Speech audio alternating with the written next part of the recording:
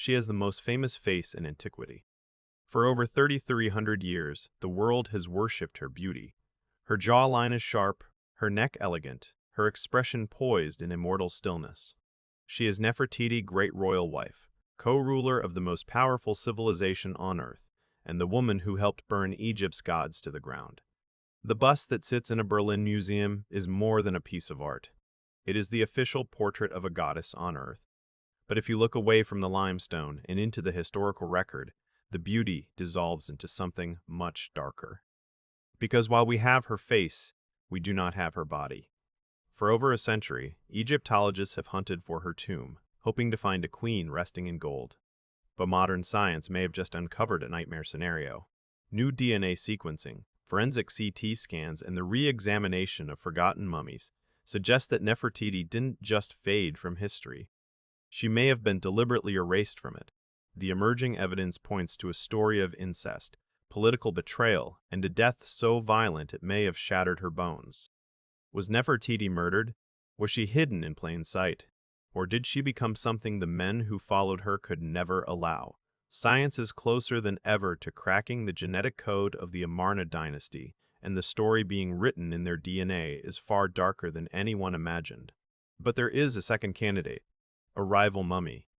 And the answer might not be what either side expects. To understand her death, we must understand her life and the empire she helped reshape. 34 centuries ago, Egypt was the superpower of the ancient world.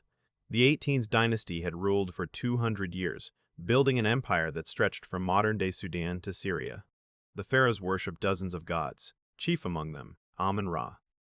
The priesthood of Amun had grown so powerful they rivaled the throne itself. Then came Akhenaten, and beside him, Nefertiti. Together, they did the unthinkable. They abolished the old gods, every one of them. Temples across Egypt were shuttered. The name of Amun was chiseled off monuments. In place of the entire pantheon, they elevated a single deity, the Aten, the sun disk. They abandoned the ancient capital of Thebes and built a brand new city in the open desert. They called it Akhetaten, the horizon of the Aten. Today, we call it Amarna. And Nefertiti wasn't standing in the background. For 12 years, she is everywhere, carved into temple walls making offerings alongside the king, depicted driving chariots, even shown smiting enemies, a pose reserved strictly for pharaohs. Some scholars believe she held a formal title of co-regent, ruling as an equal. And then, around the 12th year of Akhenaten's reign, silence. She vanishes from the record. No burial inscription. No burial inscription. No burial monument. For decades, historians assumed she simply died, perhaps of the plague that was then ravaging the ancient Near East. But the silence didn't feel like death. It felt deliberate. It felt like a purge. And then, the desert gave up a secret it had been keeping for 3,000 years. In 1817, deep in the Valley of the Kings, an Italian explorer named Giovanni Belzoni cracked open the seal on a small, unremarkable tomb known as KV21. Inside, he didn't find gold or painted sarcophagi. He found debris, and amidst the dust lay 2 female mummies. They were stripped of their wrappings, damaged and heavily decayed. One had no head. Belzoni, disappointed by the lack of treasure, cataloged the find and walked away. For 2 centuries, they were the mummies with no names. One of them, cataloged as KV21B, was little more than a pile of bones. She was waiting for technology to catch up. Extracting DNA from Egyptian mummies is one of the hardest problems in forensic science. The desert heat, combined with the natron salts and resins used in embalming, ravages genetic material. For years, many geneticists believed reliable DNA recovery from Egyptian remains was simply impossible. But breakthroughs in next-generation sequencing changed the game. Researchers have now managed to reconstruct partial mitochondrial profiles from some of the most degraded specimens ever tested. And when preliminary analysis was applied to KV21B, the results caught the attention of the archaeological world. Early data suggests that KV21B may share the specific maternal haplogroup of the boy King Tutankhamun. If confirmed, this wouldn't be a distant connection. It would imply she was an immediate family member, a sister, an aunt, or most provocatively, his mother. Now, and this is critical, this identification is not yet proven. The DNA is fragmentary, contamination is an ever-present risk, peer review is ongoing. But if KV21b is ultimately confirmed as the mother of Tutankhamun, then a compelling case can be made that we are looking at the remains of Queen Nefertiti. But identifying her was only the first shock. The second came when forensic pathologists placed the bones into a CT scanner. They weren't looking for identity anymore. They were looking for cause of death. What they found looked like a crime scene. The scan revealed that KV21b had suffered catastrophic skeletal trauma. Her ribs were crushed. One arm was positioned at an unnatural angle behind her back. And her face, the face that may have inspired the world's most beautiful portrait, showed evidence of severe blunt force impact. Dr. Sahar Salim, one of the leading paleoradiologists working on royal mummies, has noted that some of these injuries show no signs of bone healing. In forensic terms, that typically means the damage occurred at or very near the moment of death. However, and this matters, not everyone agrees. Other researchers have argued that some of this damage could be post-mortem, the result of tomb robbers tearing through wrappings to get at amulets, or the simple collapse of burial materials over millennia. Ancient tombs were not gentle places. The debate is unresolved, but the pattern is disturbing. Because KV21b is not the only woman from this bloodline who appears to have met a violent end. To understand why anyone would brutalize a queen, we need to consider a radical possibility, one that changes everything about the end of the Amarna period. What if Nefertiti wasn't killed as a queen? What if she was killed as a king? The historical record mentions a shadowy pharaoh who ruled for a brief, chaotic window between the death of Akhenaten and the coronation of the child Tutankhamun. For years, scholars referred to this figure as Smenkare and assumed it was a man, perhaps a brother or a son of Akhenaten. But the picture is more complicated than that. Current scholarship increasingly distinguishes between two figures, Smenkhare, who may have been a short-lived male co-regent, and a separate ruler named Enkaperu Neferneferuten. That second name is the key. Neferneferuten, beautiful are the beauties of the Aten, is one of Nefertiti's known titles, and depictions associated with this pharaoh show distinctly feminine features, wide hips, soft jawline, a body consistent with the Amarna art style used for Nefertiti. Leading Egyptologists, including Dr. Joyce Tildesley, Aidan Dodson, and Nicholas Reeves, have argued that Nefertiti didn't disappear at all. She changed her name. She ascended to the throne as sole pharaoh to hold the fracturing empire together after her husband's death. She became the king. If true, the erasure suddenly makes sense. Egypt had tolerated female rulers before. Hatshepsut had reigned a century earlier. But Hatshepsut operated within the old religious order.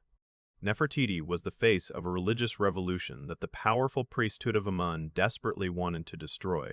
A female king and a heretic? That was an existential threat to the restored order. When the old priesthood regained control, they wouldn't just want to remove her from power. They would want to annihilate her very existence, in this life and the next. They would smash her statues, chisel her name from every wall, and destroy her body so she could never enter the afterlife. Was KV21b the victim of a political execution, a king who flew too close to the sun, or does the answer lie somewhere else entirely? Just as the case for KV21b seemed to build momentum, we have to confront the rival claimant, and she has stronger scientific credentials. In 2010, a landmark study published in the Journal of the American Medical Association used genetic fingerprinting to map the family tree of Tutankhamun. The results were explosive. The study confirmed that a mummy known as the Younger Lady, found in a side chamber of tomb KV35, was the biological mother of Tutankhamun. Furthermore, she was the daughter of Pharaoh Amenhotep III and Queen Tiye, making her a full sister of Akhenaten. Brother and sister, husband and wife. The parents of Tutankhamun. This creates a serious problem for the Nefertiti theory. Most historical reconstructions suggest Nefertiti was not of royal blood, but the daughter of a high-ranking courtier named A, although, it must be said, no inscription explicitly confirms this parentage. Some scholars have proposed Nefertiti could have been a foreign princess, or even a royal daughter whose lineage has been misread. If the traditional view holds and Nefertiti was not a royal sister, then she cannot be the younger lady. The JAMA study's mother of Tutankhamun would have to be a different woman, perhaps an unnamed secondary wife. And yet, the younger lady also met a horrific end. Visual CT scan renders. The shattered cheekbone, the gaping wound. CT scans of this mummy reveal a massive gaping wound in her left cheek, a blunt force impact so severe it shattered her jaw and cheekbone. Forensic analysis suggests this was a perimortem injury inflicted at or near the time of death. She appears to have been struck down by something heavy, possibly a mace, in what looks like a targeted act of violence. But again, the post-mortem explanation has its defenders. Some researchers believe the damage could have occurred when robbers ransacked the tomb or from natural deterioration. So we are left with a chilling puzzle. Two women, two mummies linked to the Amarna bloodline, both subjected to what appears to be extreme violence, both stripped of their identities. Was one Nefertiti and the other a forgotten sister wife? Or has history been lying to us about Nefertiti's lineage all along? The violence done to these women may not have been purely political. It may have been opportunistic, directed at a family that was already falling apart from the inside. The Amarna royal family was genetically compromised. The practice of royal incest, brothers marrying sisters, fathers marrying daughters, was designed to keep the bloodline divine. But the biological consequences were devastating. When researchers analyzed the Amarna DNA, they found a cluster of recessive genetic disorders. Tutankhamun had a severe clubfoot, a curved spine, and immune deficiencies so serious that a bout of malaria likely killed him before he turned 20. Two of his stillborn daughters, found in miniature coffins in his own tomb, showed severe skeletal deformities. Some researchers have speculated that the cumulative effects of generations of inbreeding may have compromised skeletal integrity across the family. If true, then a blow that might merely bruise a healthy person could have caused catastrophic fractures in an Amarna royal. This adds a tragic dimension to the forensic evidence. The perpetrators, whoever they were, may have known the royal women were physically vulnerable. The dynasty wasn't just overthrown. It was biologically unsustainable, crumbling from within even as its enemies closed in from without. And the destruction didn't stop with one generation. Nefertiti bore 6 daughters. By the end of the Amarna period, nearly all of them had vanished from the record. No confirmed tombs. No positively identified mummies. It is as if the enemies of Amarna didn't just want the queen dead. They wanted to rip the entire bloodline out by the root. And the men who benefited made sure we'd know it. When the boy King Tutankhamun was placed on the throne, likely as a puppet for the courtier's eye and the general Horemheb, one of his first official acts was to issue the Restoration Stela. It declared that the old gods had been neglected, the temples had fallen into ruin, and the army had been ignored. It was a formal repudiation of everything Akhenaten and Nefertiti had built. And then Horemheb, who eventually seized the throne for himself, went further. He ordered the systematic demolition of Amarna. The city was torn apart. The stones were recycled into his own monuments. Every royal name from the Amarna period, Akhenaten, Nefertiti, Tutankhamun himself, was scratched from the official king lists, as though none of them had ever existed. The erasure wasn't an accident, it was state policy. With the mummies battered and the records destroyed, archaeologists turned their hope to one last place, the tomb of Tutankhamun itself. In 2015, Dr. Nicholas Reeves made a spine-chilling proposal.